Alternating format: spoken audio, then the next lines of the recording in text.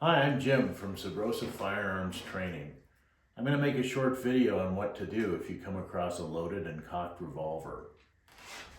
Coming across a loaded and cocked revolver is a potentially dangerous situation. It needs to be dealt with, and it needs to be dealt with properly. In order to deal with it, the very first thing you have to do is you have to make sure that the revolver is pointed in a safe direction. Now what I'm going to do is I'm going to bring the hammer down because I can't deal with this thing until I have actually safely brought the hammer down. So to do that, I'm going to use the following process. Making sure my finger is off the trigger. I'm going to take the thumb of my weak hand, my support hand, and I'm going to stick it up here because eventually I'm going to have to pull that trigger, and I want to have something here between the hammer and the firing pin. So at this point, I'm going to keep my thumb firmly on the hammer spur, and I'm going to pull the trigger, unlocking the hammer. After I've done that, I'm taking my finger off the trigger and out of the trigger guard.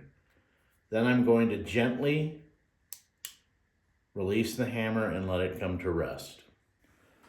Once the hammer is safely down, I can open the cylinder. And I notice that I have live rounds inside the cylinder.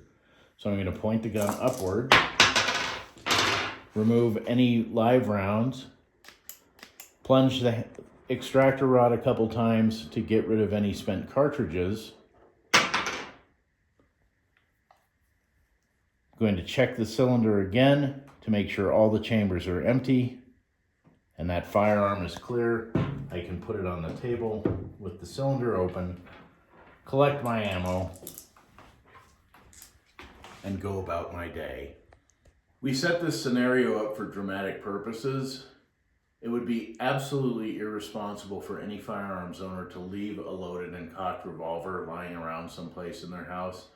As a responsible firearm owner, it is your responsibility and your responsibility alone to make sure that any firearm that you own is safely secured and unloaded if it's not being used.